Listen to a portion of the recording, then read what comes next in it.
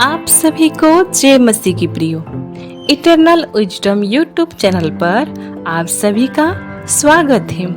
प्रियो, आज हम बात करेंगे एक ऐसी रानी की जिसका नाम सुनकर लोग कांपते थे। वो थी रानी इजेबल, जो कि शक्तिशाली, चालाक, लेकिन इतनी दुष्ट कि परमेश्वर ने खुद उसके खिलाफ भविष्यवाणी की थी। क्या हुआ था इजेबल के साथ और उसकी मृत्यु इतनी खौफनाक क्यों थी? आइए बाइबल की इस कहानी को जानते हैं। लेकिन प्रियो, वीडियो को शुरू करने से पहले आप हमारे चैनल को सब्सक्राइब करें और बेल आइकन को दबाना ना भूलिए। चलिए प्रियो, अब देरी ना करते हुए वीडियो को शुरू करती हैं। प्रियो, चलिए समय में पीछे चलते हैं और देखते हैं कि इस खतरनाक रानी का अंत कैसे होता है। लेकिन प्रियो, अब हम जानेंगे कि इजेबल कौन थी।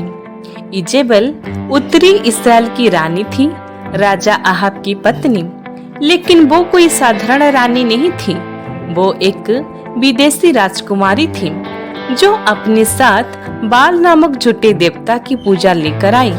उसने इस्राएल में परमेश्वर की पूजा को दबाने की कोशिश की, परमेश्वर के भविष्यद्वक्ताओं को मरवा दिया और नामत नामक एक निर्दोष व्यक्ति की हत्या करवा दी ताकि उसकी जमीन हड़प सके।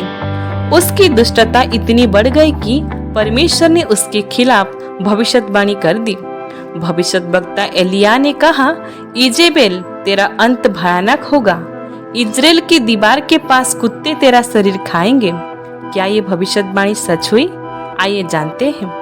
परमेश्वर ने इजेबेल और आहाब के घराने को खत्म करने के लिए एक नया राजा चुना। उसका नाम था येहू।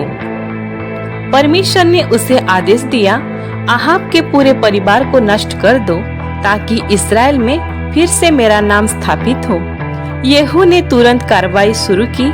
उसने आहाब के बेटों को मार डाला और अब बारी थी रानी इजेबल की। येहू अपने रथ पर सवार होकर इजराइल शहर की ओर बढ़ा और वहाँ महल की खिड़की पर खड़ी थी रानी इजेबल। प्रियो, अब हम जानेंगे कि इजेबल की मृत्यु कैसे हुई। इजेबल को पता था कि उसका अंत करीब है, फिर भी उसने हार नहीं मानी। उसने अपने चेहरे को सजाया, आंखों में काजल को लगाया और बालों को खूबसूरती से संवारा।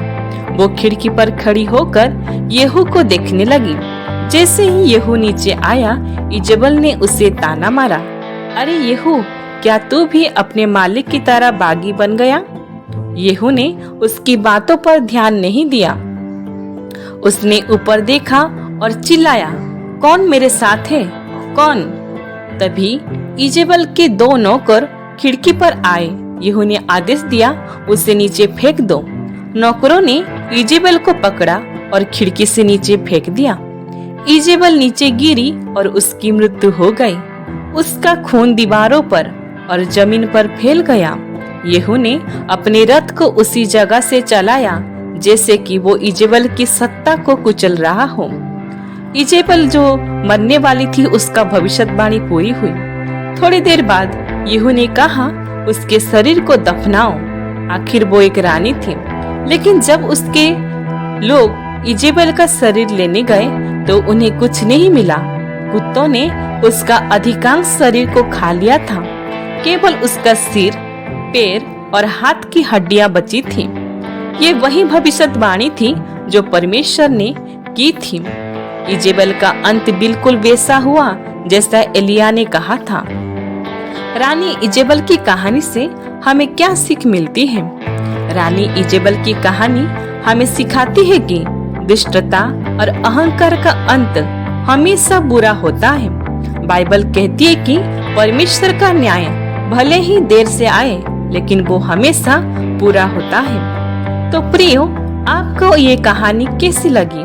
क्या ये हमें अपने कर्मों के बारे में सोचने पर मजबूर करती है? अपने विचार कमेंट में जरूर बताएं। अगर आपको ये वीडियो पसंद आया तो लाइक करें, शेयर करें और हमारे चैनल को सब्सक्राइब करना ना भूलिए। साथ ही बेल आइकन को जरूर दबाएं ताकि आपको हमारी हर नई वीडियो की खबर मिले। मिलते हैं अगली वीडियो में। तब तक के लिए आप सभी को जय मसीह की।